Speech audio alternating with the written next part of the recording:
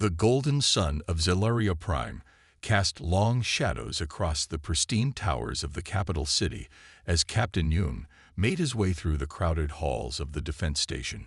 His crystalline eyes, a trademark of his species, reflected the anxiety that had gripped the entire Zelarian civilization over the past few months.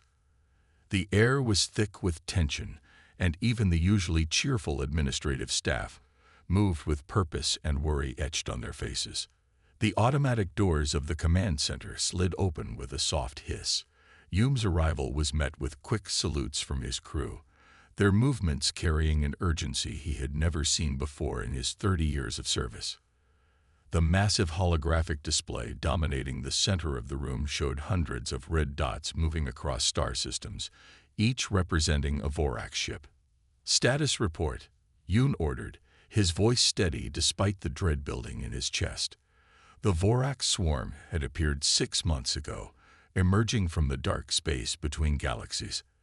At first, they had seemed like any other spacefaring race, until they revealed their true nature.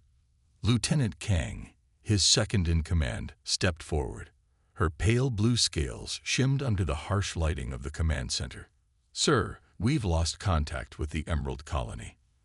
"The Vorax ships." She paused, composing herself. "They're consuming everything. The colony's biomass is being stripped away. Nothing remains but bare rock." Yoon watched as another cluster of green dots on the display turned red.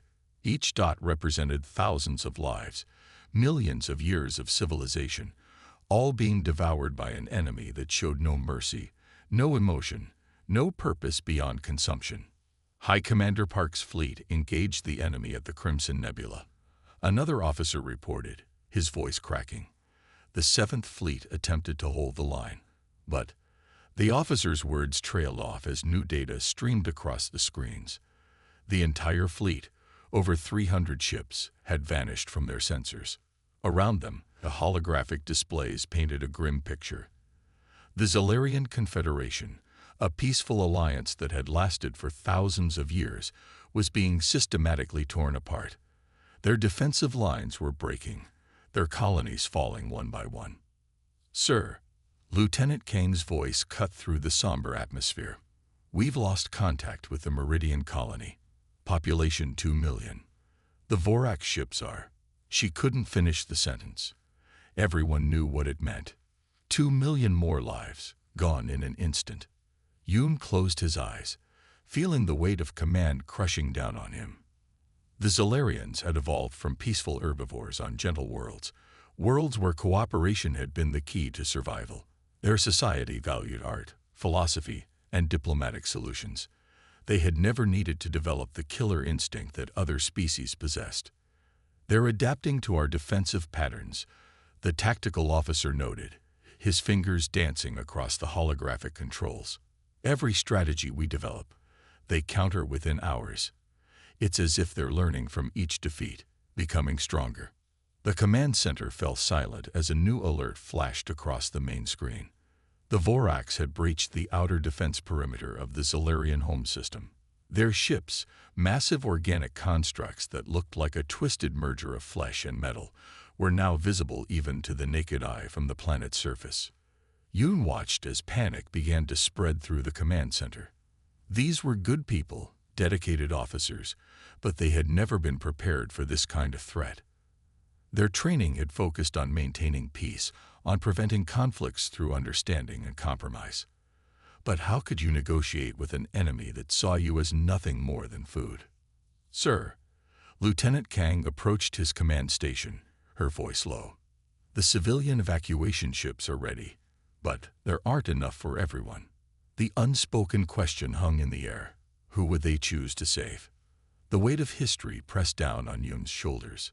For millennia, the Zelarians had prided themselves on their peaceful nature, on their ability to solve problems without violence. Now, faced with an enemy that knew nothing but consumption, their greatest strength had become their greatest weakness.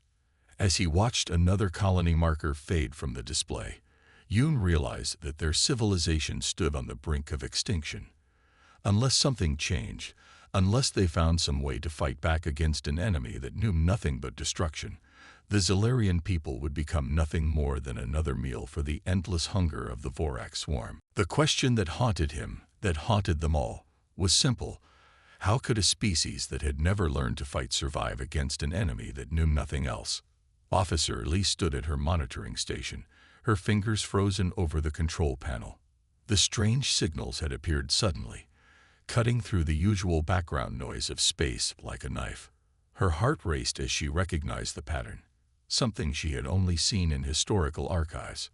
"Captain, you need to see this," she called out, her voice trembling with a mixture of fear and excitement.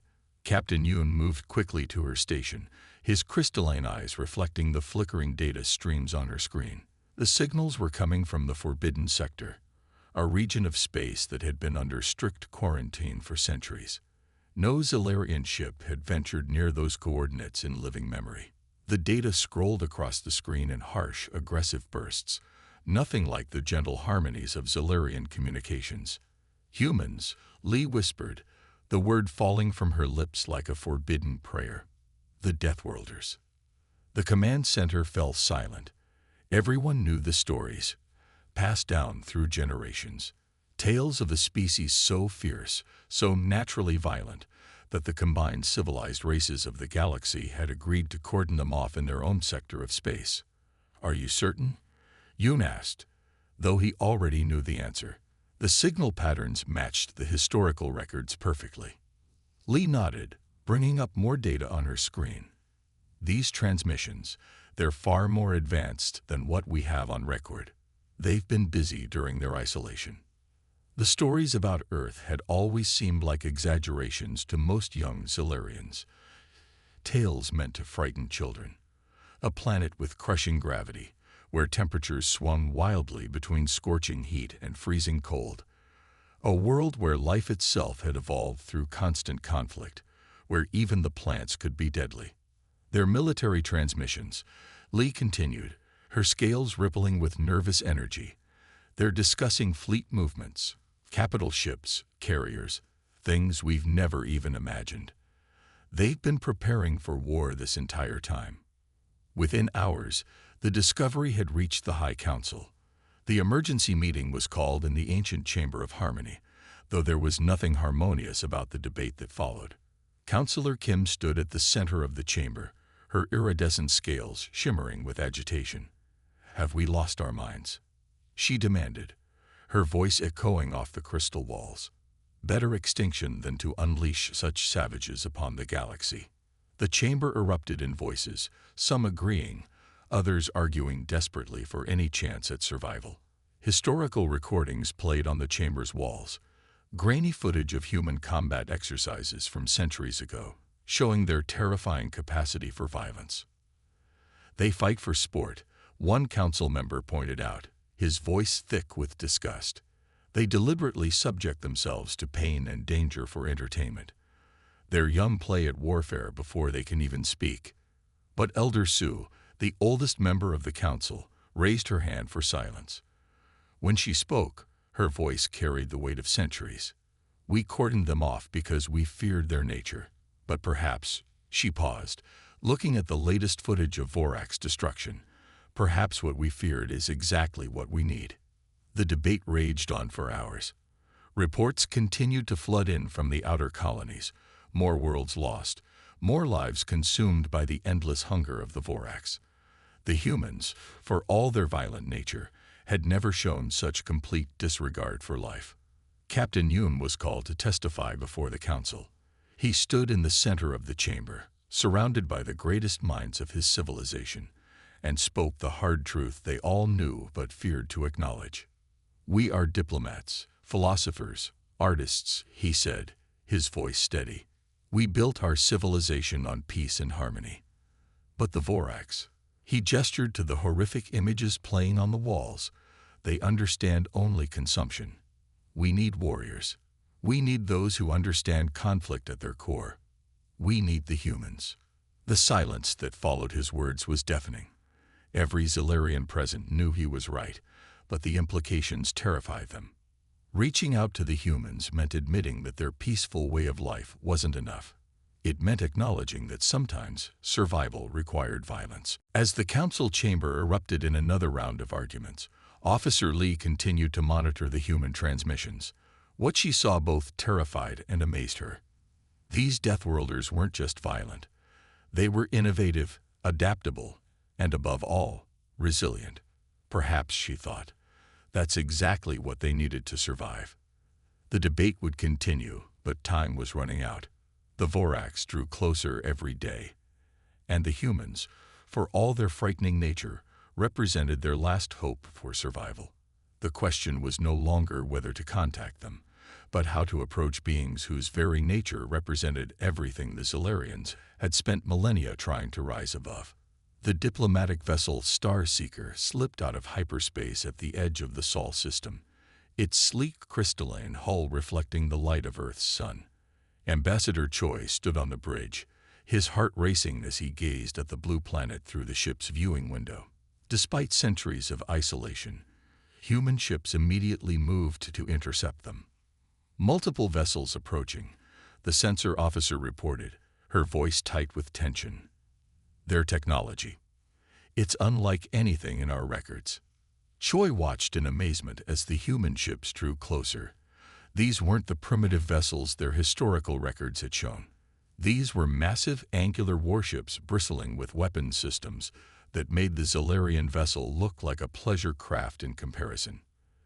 "They're hailing us," the communications officer announced.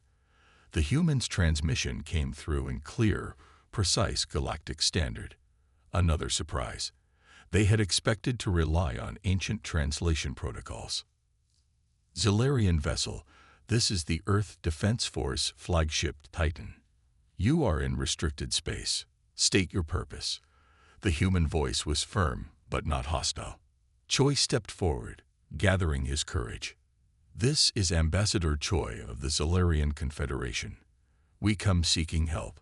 Our civilization faces extinction." There was a pause then. "Ambassador, you are cleared to dock with Orbital Station Alpha. Welcome to Earth." The docking procedure revealed yet another shock. The human station was enormous, a city in space that dwarfed anything the Zilarians had built. Workers in powered exoskeletons moved cargo containers that would have required anti-gravity systems in Zilarian space. Admiral Song met them in a stark briefing room. She was shorter than Choi had expected, but her presence filled the room. The Zilarian delegation couldn't help but notice how the other humans deferred to her with a mixture of respect and what seemed like genuine affection, a concept alien to their hierarchical society. As Choi explained the Vorax threat, displaying holographic recordings of their attacks, he expected to see fear in the human eyes. Instead, he saw something that took him a moment to recognize: eagerness. "How many ships have you lost?" Song asked, studying the tactical displays with intense focus. "Thousands," Choi replied. "The Vorax adapt to every strategy we develop. They learn, they evolve, they consume." Song's response was immediate and unexpected. "We'll help. No species deserves to face extinction alone." She turned to her staff. "Begin fleet mobilization. Contact our Mars and Luna bases. I want every combat-ready ship prepared for deployment within 48 hours." The speed of human response left the Zilarian delegation stunned. Where their own people would have spent weeks in philosophical debate, the humans moved with practiced efficiency. Within hours, the orbital shipyards were buzzing with activity. "You don't understand," one of Choi's advisors tried to explain. "The Vorax have consumed 3 sectors. They've destroyed civilizations older than yours. How can you be so confident?" A human officer, Colonel Jin, smiled. It wasn't a comforting expression to Zilarian eyes. "You isolated us because you feared our violent nature," she said. "Now you'll see why that nature exists. We evolved on a death world, fighting every step of the way. Everything on Earth either learns to fight or dies." The Zilarian delegation watched in astonishment as massive warships began moving into formation. Human crews worked with a coordination that seemed impossible for such an individualistic species. Their ships, dark and angular, looked nothing like the graceful Zilarian vessels. These were machines built for war. "Your people are philosophers," Admiral Song told Choi as they watched the fleet assembling. "You seek harmony with the universe. We respect that. But sometimes the universe doesn't want harmony. Sometimes it sends things like the Vorax." She turned to face him, her eyes hard. "That's when you need people like us." Within 3 days, the human fleet was ready. Ships that had been on routine patrol were now loaded with weapons and supplies. Crews had been recalled, battle plans drafted, and supply lines established. The efficiency was terrifying. As Choi prepared to return to Zilarian space with the human fleet, he realized something that both frightened and reassured him. The humans hadn't spent centuries in isolation preparing for peace. They had been preparing for war. Not because they wanted it, but because their history had taught them that peace must sometimes be defended with violence. The last thing he saw before his ship entered hyperspace was Earth's orbital defense grid coming online, a web of weaponry that could have destroyed his entire civilization. And yet these same fearsome warriors were now rushing to save a species that had once rejected them. Perhaps, Choi thought, they had all misjudged the Deathworlders. Their capacity for violence was matched only by their willingness to protect others. In the face of extinction, that combination might be exactly what the galaxy needed. Commander Han's hands gripped the railing of the observation deck as he watched the human ships dance through space. The Zilarian officer had thought he understood warfare after months of fighting the Vorax, but what the humans were doing defied everything he knew about space combat. The human dreadnought Thunder led the charge, its massive hull diving straight toward a nearby gas giant's gravity well. Han's instincts screamed that this was suicide. No ship could survive such gravitational forces. But instead of being crushed, the human vessel used the planet's pull to slingshot itself at impossible speeds, emerging behind the Vorax fleet. "They're insane," whispered his aide, watching as more human ships followed the Thunder's lead. "How are their crews even surviving these maneuvers?" Han had no answer. The humans had modified their ships with inertial dampeners and reinforced hulls that could withstand forces that would tear a Zilarian vessel apart. They fought like their ships were extensions of their bodies, pulling off maneuvers that seemed to laugh in the face of physics. Captain Lee's voice crackled over the command channel. "You see that energy discharge from their biomass converters. Watch this." The Thunder turned its waste energy vents toward a cluster of Vorax ships. What should have been harmless thermal discharge became a weapon, the superheated plasma cutting through the organic hulls of the enemy vessels. "On Earth, you adapt or you die," Lee explained later during the battle debrief. "We've been doing it for millions of years. Every predator, every natural disaster, every challenge made us stronger." The Vorax hive mind was struggling to adapt to human tactics. Used to fighting methodical, predictable enemies, they now faced adversaries who seemed to thrive on chaos. Every time the hive mind developed a counter-strategy, the humans would change their approach entirely. Human ships would deliberately take damage to lure Vorax vessels into traps. They would shut down their engines and drift, plain dead, only to power up and attack when the enemy least expected it. They used debris from destroyed ships as impromptu weapons, turning the very destruction of battle to their advantage. "Your people fight with logic," a human tactical officer told Han during a strategy session. "We fight with instinct. Logic can be predicted. Instinct." She smiled. "That's a bit harder to figure out." The Vorax learned this lesson painfully in the Battle of the Crimson Nebula. Human ships split into smaller groups, each acting independently, but somehow maintaining perfect coordination. They turned the nebula's radiation into a weapon, herded Vorax ships into natural hazards, and struck from impossible angles. Han watched as a human corvette, its hull barely holding together, rammed straight through a Vorax command ship. The smaller vessel was destroyed, but it had torn open the larger ship's biological armor, exposing it to the vacuum of space. The hive mind's confusion was almost palpable. No species they had encountered would willingly sacrifice ships in such a manner.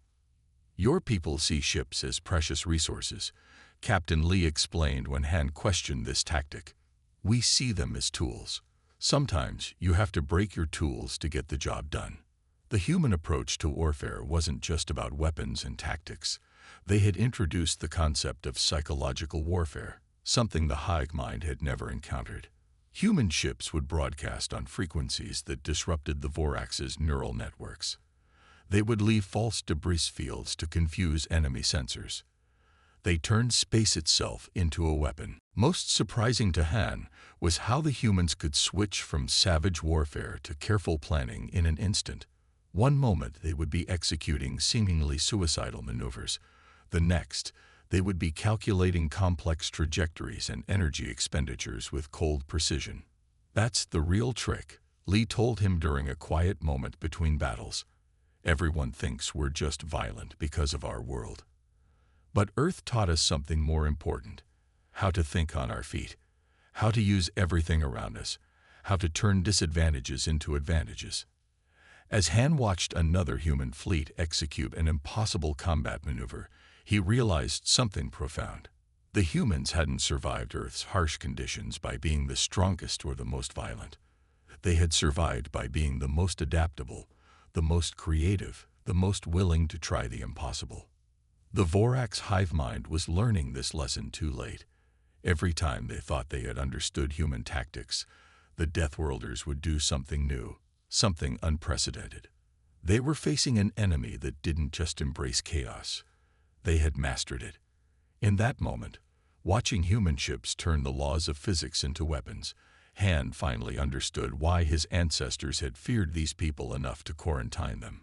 But he also understood why they might be the galaxy's only hope for survival. The humans didn't just fight. They revolutionized the very concept of warfare with every battle.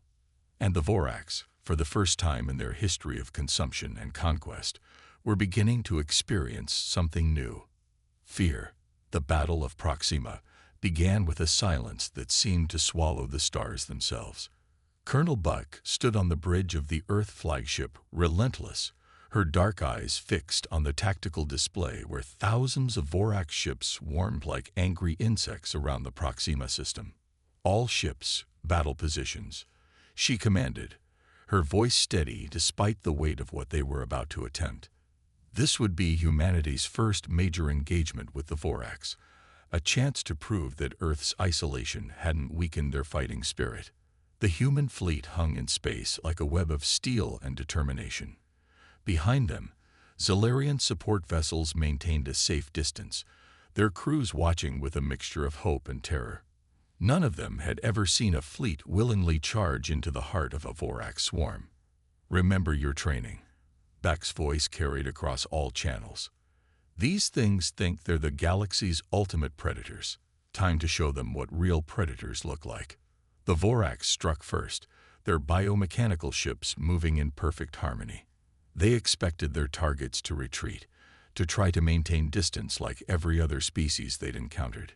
Instead, the human fleet split into attack formations and drove straight toward the heart of the swarm. "They're diving into a trap," a Zalarian observer gasped, watching as Vorax ships began to encircle the human fleet. But Colonel Buck had counted on this. The moment the Vorax committed to their encirclement, human ships broke formation in every direction, turning what should have been a perfect trap into chaos. "Push them back." Bak's voice rang through the comm channels. "Show them what happens when you corner a species that never learned to give up." The Vorax hive mind struggled to adapt. Their ships, used to hunting prey that followed logical patterns, found themselves facing opponents who seemed to welcome danger. Human vessels took hits that should have sent them retreating, only to turn and attack with even greater ferocity. A Vorax tendril managed to breach the hull of a human destroyer. Instead of abandoning ship, the crew sealed off the damaged sections and used the breach to their advantage, venting plasma directly into the attacking vessels. "Hull integrity at 40%, reported the tactical officer on the Relentless. Colonel Bak's response was a fierce grin. "Plenty of ship left then. Press the attack." The Zilarian observers watched in stunned silence as human ships, some trailing debris and venting atmosphere, continued to fight, where their own crews would have retreated at the first sign of serious damage. These Deathworlders seemed to draw strength from their wounds. The tide began to turn when human ships executed what they called the hammer and anvil maneuver. While one group drew Vorax's attention with aggressive attacks, another slipped behind the swarm using the system's star to mask their approach. The Vorax, for all their biological advantages, couldn't match human tactical creativity.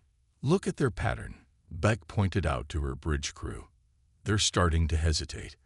They've never fought anything that fights back harder after being hurt." She was right.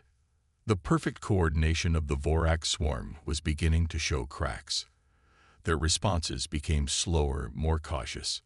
For the first time, the hive mind was experiencing something new: uncertainty. A human cruiser, its hull scarred by multiple hits, drove straight through a cluster of Vorax ships, its point defense systems turning space around it into a killing field. The crew had bypassed safety protocols, pushing their engines and weapons beyond designed limits. "We're not just fighting for Earth," Beck reminded her forces. "We're fighting for every species these things have ever threatened. Make it count." The Zilarian support ships began picking up unusual readings from the Vorax swarm. The hive mind's neural network was showing signs of stress, its usual perfect synchronization disrupted by the unpredictable human assault. As the battle entered its 6th hour, the impossible happened.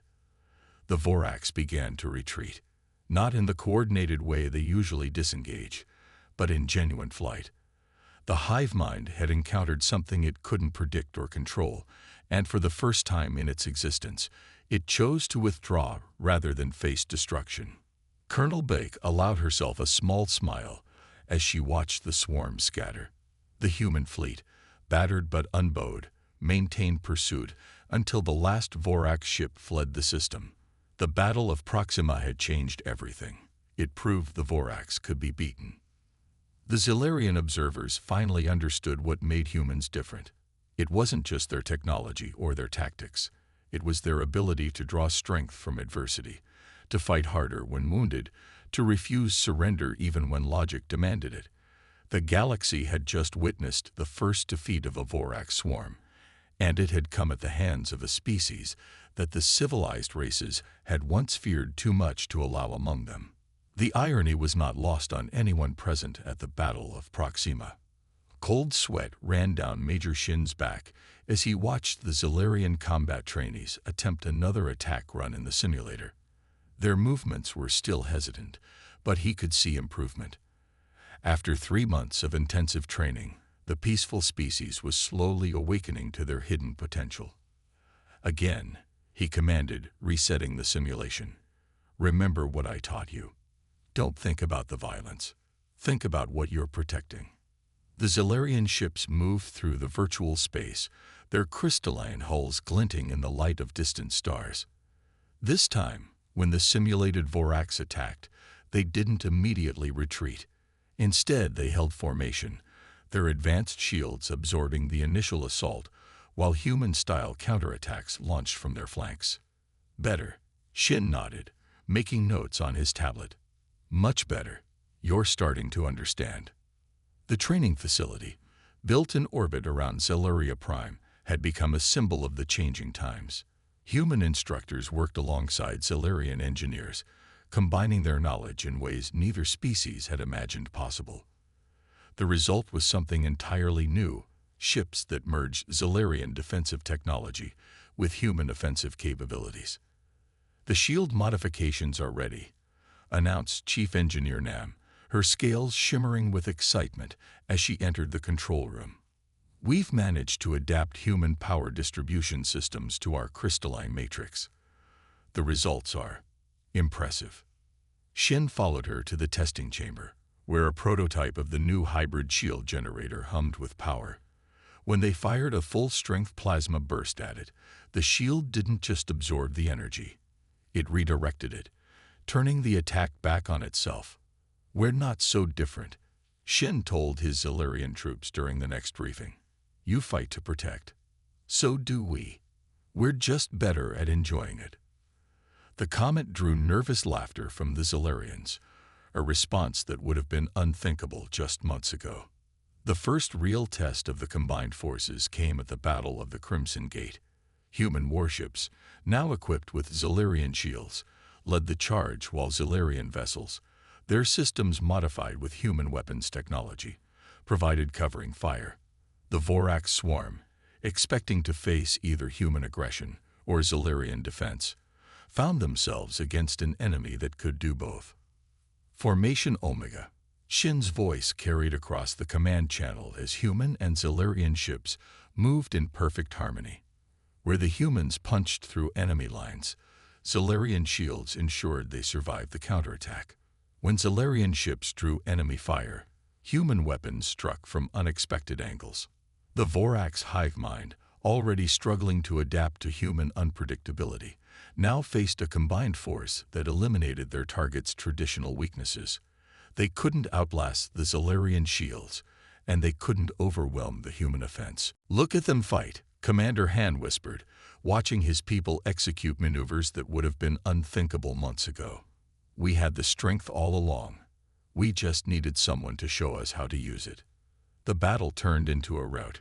The Vorax, unable to adapt to the new tactics, retreated in disarray.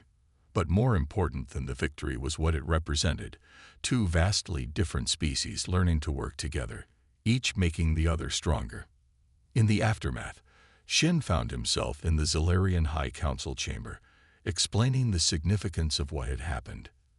"Your people aren't becoming violent," he assured them. "You're learning to channel your protective instincts into action. Peace isn't about being unable to fight. It's about choosing when not to." The training continued, with each success building confidence. Zilarian ships began executing maneuvers that combined their natural precision with human-inspired aggression. Their crews learned to overcome their instinctive aversion to conflict, understanding that sometimes fighting was necessary to preserve peace. "We thought we had to choose between being peaceful and being strong," a Zilarian captain told Shin during a training session. "You showed us we could be both." As the combined fleet grew stronger, the Vorax began to retreat from more systems. The hive mind, for all its adaptive capability, couldn't counter an enemy that combined the best aspects of two species. Human determination and Zilarian technology had created something entirely new in the galaxy, a force that could both protect and attack with equal skill. Major Shin watched with pride as another group of Zilarian trainees completed their combat exercises. They moved with growing confidence, their natural grace now carrying an edge of steel. They hadn't lost their peaceful nature. They had simply learned that true peace sometimes required the strength to defend it. The galaxy was changing. The Zilarians were discovering their warrior spirit, while humans were learning the value of defensive technology and precise coordination.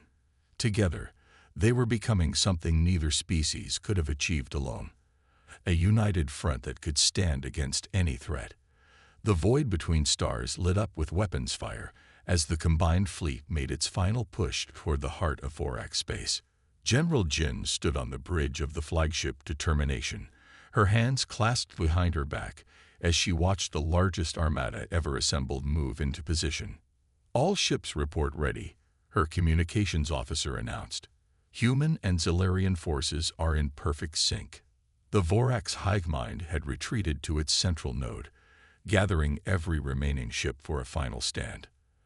The space around their home system was thick with biomechanical vessels, their organic hulls pulsing with deadly energy. "Remember," Jin's voice carried across all channels, "everything we've fought for comes down to this moment. Human or Zilarian, we fight as one." The battle began with a fury that turned nearby stars dim in comparison. Human ships, their hulls reinforced with Zilarian crystal tech, drove straight into the heart of the Vorax formation. Zilarian vessels, now as bold as their human allies, executed complex attack patterns that would have been impossible months ago. The cost was immediate and brutal. Ships vanished in balls of fire, their crews making the ultimate sacrifice to open paths for others to advance. The Vorax fought with the desperation of a cornered animal, their hive mind directing every vessel with perfect coordination. Breach in Sector 7. Someone shouted. Jin watched as a whole squadron of ships, both human and Solarian, disappeared in a massive explosion. But where such losses would once have caused retreat, the combined fleet pressed harder. Captain Yoon's voice cut through the chaos. Forward elements have reached the inner defense ring, requesting permission to execute Operation Sunbreak. Jin gave the command without hesitation. Dozens of ships, their holds packed with experimental weapons developed by both species, drove straight for the massive structure housing the Vorax central node. Most were destroyed before they got close, but enough made it through. The explosion that followed would be visible across the sector for centuries. The Vorax outer defenses crumbled, creating an opening that the combined fleet immediately exploited. All ships pushed through. Jin ordered, "We end this today." The battle raged for hours. Ships fought until they could fight no more, then rammed their broken hulls into enemy vessels. Human determination merged with Solarian precision, creating a force that the Vorax couldn't counter. For every ship lost, 2 more took its place, driven by the knowledge that this was their only chance. Finally, after what seemed like an eternity of combat, Jin and Yoon stood in the shattered remains of the Vorax central node. Their environment suits showed radiation warnings as they looked at the destroyed biological computers that had once controlled the mighty swarm. The price was high, Yoon said softly, looking out at the field of debris that had once been ships and crews. Jin nodded, her face somber behind her helmet visor. But worth paying. Our children will grow up in a galaxy free from the Vorax threat. As rescue ships began the grim task of searching for survivors, human and Solarian crews gathered in their ships' common areas. The celebrations were subdued, tempered by the knowledge of what their victory had cost. Perhaps, Yoon mused, watching the human medic treat a wounded Solarian engineer. We needed each other all along. You taught us to fight, and we taught you why fighting alone isn't enough. News of the victory spread quickly across the galaxy. The quarantine that had kept humanity isolated for centuries was lifted by unanimous vote of the Galactic Council. The species that others had feared as too violent had proven themselves to be not just fierce warriors, but wise allies. In the years that followed, human and Solarian ships would explore the stars together. The 2 species had formed a bond forged in battle, but built on mutual respect and understanding. Where humans learned to temper their aggression with wisdom, Solarians discovered that strength and peace could coexist. The galaxy would never be the same. The Deathworlders had arrived not as the conquerors everyone had feared, but as saviors who understood that true strength lay not in violence alone, but in knowing when and how to use it. The stars themselves seemed brighter as human and Solarian ships patrolled together, guardians of a peace that both species had paid dearly to achieve. They had lost much, but gained something greater. An alliance that would reshape the future of all species who looked to the stars and dreamed of something better.